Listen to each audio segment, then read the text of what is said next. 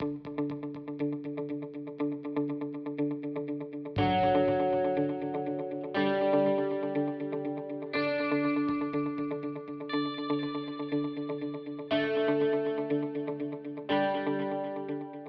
differences between a standard service door and the 300 series door is the fact that the 300 series door is a springless design and also has a direct drive motor operator. So while the operator has to work hard, there's no sprocket and chain assembly to get slack and prevent smooth operation. The springless design, of course, lets it run forever without having an issue with the springs. Installation of the 300 series door in the format that we had it is almost identical to installing a standard service door, which is one of the things that makes it really attractive.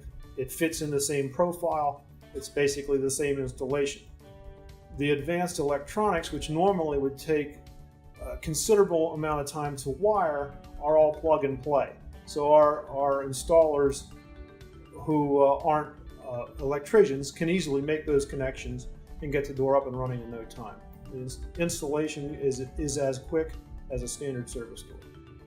We put the door in this year, probably 6 months ago, 8 months ago, something like that. So it's new to us. We haven't had any trouble with the operation of the door. It's really been a good unit, and it's really, I didn't realize how quiet it would be. But for their speed, it's really whisper quiet. I really like that.